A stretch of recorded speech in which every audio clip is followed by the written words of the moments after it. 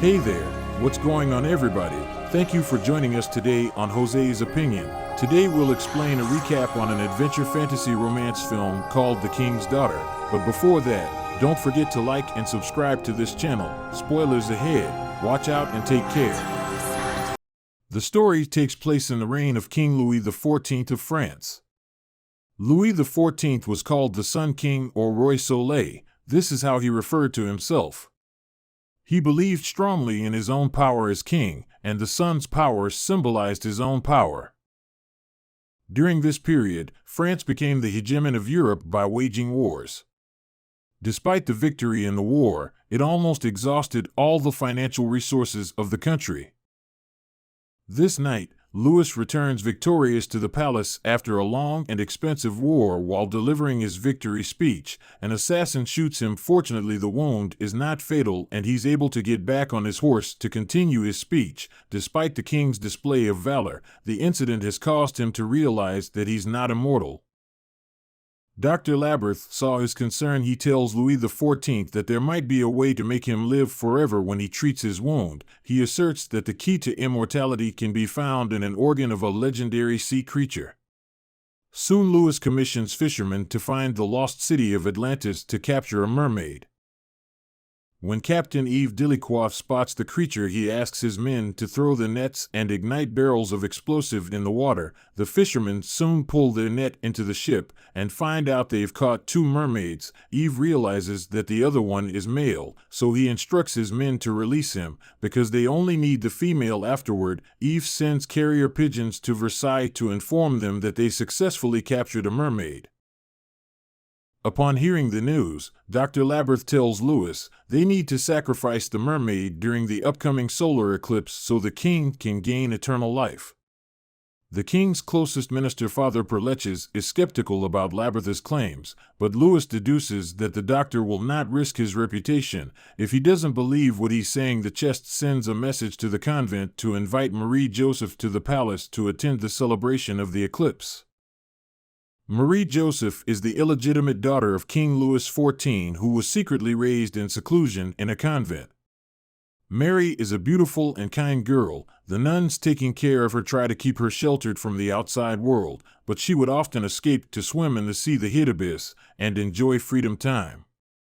She loves playing cello. Once the abbess burned her cello and kept her from riding her favorite horse to deter her. Despite the cruel punishments, she still yearns for the sea. She seems to have been born with some kind of connection to the sea. Soon after getting a response, Father Leches goes to the convent to retrieve Marie-Josèphe. That abbess warns Father Leches that Marie-Josèphe has become rebellious, but the priest is only concerned whether her musical talent is good enough to be welcomed in court soon. Marie-Josèphe leaves the convent with Leches and heads to Versailles. Upon her arrival, she's introduced to a young servant named Magali. The palace of Versailles was far more luxurious than Mary could have imagined, with everyone dressed in fancy clothes and traveling in full regalia. The plain-faced, plainly dressed Mary looked particularly obtrusive in the passing crowd. Marie got a private quarter. Although the room doesn't look big, Marie-Josèphe is quite happy with it, especially when she sees the view outside. Can you imagine? The King Louis's wake-up alarm clock is the orchestra playing music, yet he is not satisfied and finds it boring, so he asks Leches to find a new composer right away. Leches shows the king the last musical piece Marie wrote at the convent. Louis finds that his daughter has talent despite her lack of formal training. Louis issues an edict to summon Marie immediately. The next morning, a baron's son Jean-Michel in Lantilliac visits Louis. The baron had passed away. His son inherited a great fortune. Leches suggests that Louis may have used for Lantilliac. While waiting for the king, Marie came to the fountain in the back garden. She is so immersed in the beauty of this statue, as she has not noticed the arrival of the king.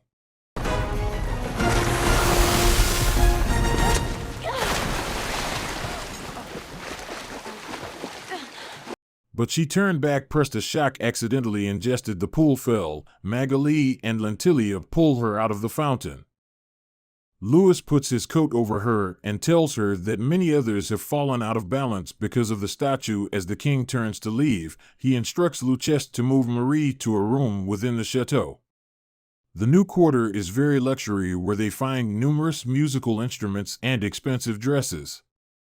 However, faced with a room full of exotic treasures, she prefers the cello because it represents her freedom. At the same day, Capital Eve take the mermaid into an artificial cave the king had built to confine the creature. The female mermaid has fallen into a lethargic trance after being separated from the male. Dr. Labyrinth, however, dismisses it as a drunken seaman's commentary. When the king comes to see the mermaid, Eve informs them that the mermaid is at the bottom of the water, which is weak and traumatized by the journey. Louis orders Eve to help the mermaid recover before the eclipse. He promises to grant Eve a royal pardon if he succeeds, but he assures him that he will be punished horribly if he fails. At night, when Marie is trying to compose music, extraordinary music comes from far away, which attracts her. Immediately leaves the chateau and looking for it.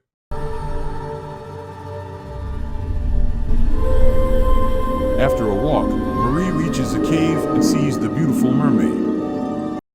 At the same time, Eve arrives and grabs Marie. She explains that the mermaid can communicate with her by singing. She called out to her with her music, which is the best one she have ever heard. She can write down the music and impress the king and whole world. Following day, Marie and the court musicians perform the music inspired by the mermaid to wake up the king. Louis is pleased with the music and remarks that it's something that he's never heard before. He tells Luchesse to invite more regis after the grand ball that will be held later that night. When Marie arrives at the ball, all the girls in the room were jealous of her unique look. Louis asks Lentilliac to dance with her, but Marie notes that she doesn't know how. The king teaches her. It goes well for a while until Louis lets go of Marie's hand when he remembers how he once danced with her mother. After the dance, Marie came to the cave, she happily talking with Mermaid about the happy moments she with her father. But when Eve arrives, the mermaid hides. Marie tells Eve that the creature is scared of him because he feeds her dead. Later, Dr. Labyrinth tells Louis that he has confirmed that a life force emanates from the mermaid's heart. He then reveals his plan to drain the water from the cave and kill the creature to harvest her organ. The next day, Marie-Josèphe finds Louis drained a picture of a woman in the garden. Louis tells her that the statue in the fountain represents Louise de la Vallée, a woman he used to doctor. He notes that no other woman reminds him except for Marie-Josèphe. Meanwhile, Louis asked Mary to marry Lentilliac, saying that the national treasury was now empty and only Mary could save the country. Mary, who had just felt the warmth of her father, could not accept such a cruel reality, a selfish father. At the dinner, Eve and Lentilliac get into a fight when Lentilliac remarks that they're either cowards or weaklings because they didn't kill their prey. Eve calls on Lentilliac a fool for only seeing two choices, but Louis stops them. In the morning, Eve and Marie go horseback riding around the palace. She saw Eve's friends try to shoot Lentilliac and ask why. Eve tells Marie that he hates Lentilliac and reveals that Lentilliac accused him of theft and had him arrested when he delivered goods for them. At this time, Marie's horse suddenly startled to the woods, because she hits a tree branch and broke her arm. After Dr. Labyrinth's exam, when Labyrinth examines her, he learns that her arm is badly broken. He proposes to amputate it, but Marie refuses later. That night, the mermaid tells Eve that she wants to help Marie to heal her arm. Eve sneaks into her room and carries her to the cave. Soon after, Eve puts Marie in the water. The mermaid swims around her while releasing her life force. By morning, Marie has been recovered. She can play cello as if her arm was never injured. Later, Louis got the news that the mermaid healed her injury and even gave her the ability to breathe underwater. So, it's incontrovertible proof of the mermaid's powers. Marie deduces that the king must have brought the mermaid to Versailles because he's ill. However, Louis contends that he's in perfect health and claims that he brought the creature there for the old servants of France. Marie believes Louis has a good use the mermaid's power to heal the common people. She asks if he intends to release the mermaid after healing the sick. but Louis gives her a vague response saying the creature will end up where God intends her to be.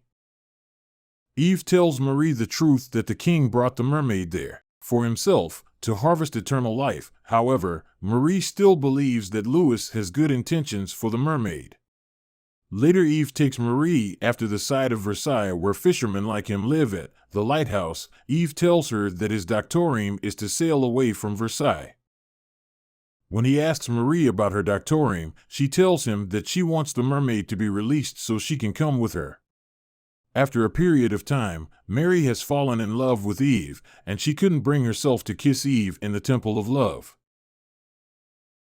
In the palace, Louis asks Lantilliac to accept Marie's hand in marriage and reveals that she's his daughter. In response, Lantilliac gladly tells the king that he will be honored to marry her. The following day, Louis gives Marie pendant with her mother's picture and hints that Marie have to make a sacrifice for the country and marry Lantilliac for his big fortune. Marie expresses her objections, but Louis tells her that it's an order and she must obey.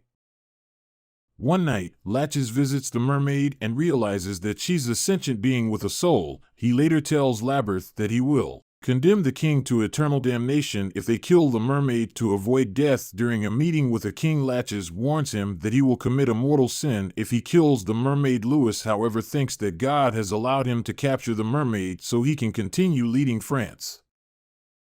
When Marie tries to leave her room that night, she finds out that there's a guard outside, so she goes out through the window to visit the mermaid. Upon reaching the cave, the creature shows her the memories of her capture to reveal that she left her baby to another mermaid before she got caught. Meanwhile, Marie got a secret document reveals the truth that Louis intends to kill the mermaid on the day of the eclipse. To save the mermaid, she confronts the king and tells him that she will only marry Lantilliac if he releases the mermaid back into the sea. However, Louis refuses to negotiate and instructs musketeers to take Marie C's back to her room to prepare for the wedding.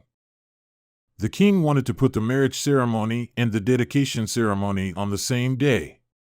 In a moment of crisis, Marie asks for Latches to help her escape to see the creature. Latches convinces a guard to let Marie go by claiming that he will be taking her to confession.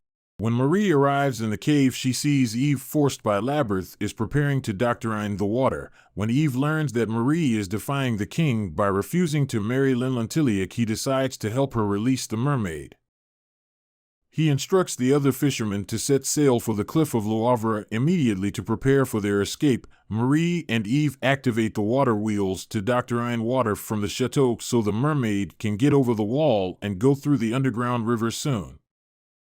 Labyrinth arrives at the cave with the guards to stop them from helping the mermaid. On a small bridge, as they struggle to subdue each other, Labyrinth manages to take control of the gun and shoot him. Eve and Labyrinth both fall into the water, but Labyrinth soon emerges hanging onto the water wheel. He tries to attack Marie, but she knees him in the groin and hits him in the head with a chain. Marie then asks the mermaid to take Eve and flee. Soon Labyrinth gets up, but his foot gets caught in a rope. Marie grabs a hook at the end of the rope and attaches it to the water wheel, which pulls the doctor into the water before long. Mariana sees the mermaid jumping over the wall while carrying Eve. Moments later, Marie leaves the cave and heads to the cliff of Louvre on horseback.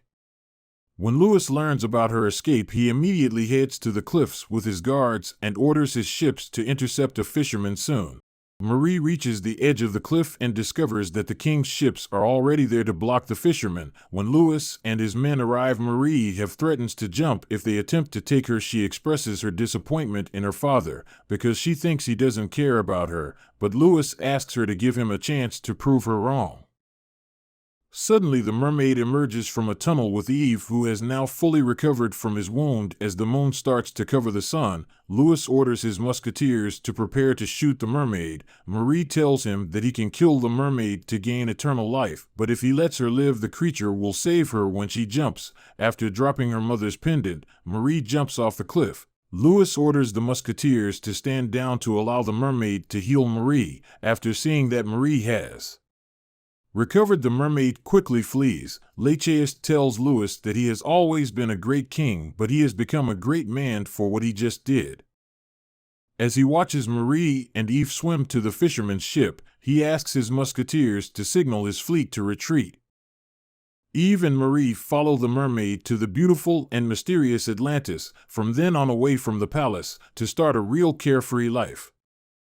That's the end of the story. Please turn on notifications and leave a like. It really helps the channel out. Thank you for watching.